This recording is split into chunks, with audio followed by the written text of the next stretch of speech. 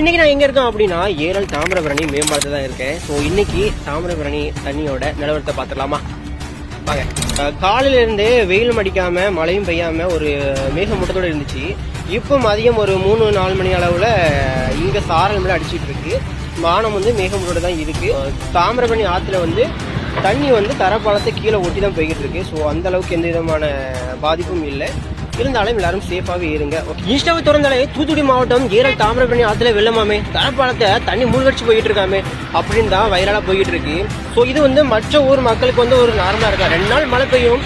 So மழையில ஆத்துல வெள்ளம் வர்றது ஒரு இயல்பு தானே அப்படின்னு மற்ற ஊர் ஆளுக்கு நினைக்கலாம். ஆனா இங்குள்ள மக்களுக்கு என்ன நினைப்பு இருக்கும் அப்படிங்கிறத 2023 டிசம்பர் ஏரல் மக்களுக்கு என்ன விதமான பாதிப்பை ஏற்படுத்துச்சு, அந்த பாதிப்புல இருந்து இந்த வாட்டி இருக்கக்கூடாது அப்படிங்கறதுக்காக தான் நிறைய பேர் நம்மளுடைய இன்ஸ்டாகிராம்ல இந்த மாதிரி சேஃபான ஒரு வீடியோ போட்டுருக்காங்க. யார் இதை குறை சொல்றதுக்குன்னே நிறைய பேர் அலைஞ்சிட்டு இருக்காங்க. உங்களுக்கு இந்த பாதிப்பு பத்தி உங்களுக்கு தெரியாதுன்னு நினைக்கிறேன். ஸோ 2023 டிசம்பர்ல என்ன விதமான பாதிப்பு ஏற்பட்டுச்சு நான் நிக்கிறேன் பாருங்க. இந்த பாலம் என்ன நிலைமை இருந்துச்சு அப்படிங்கறத இந்த வீடியோல பார்த்துட்டு வாங்க.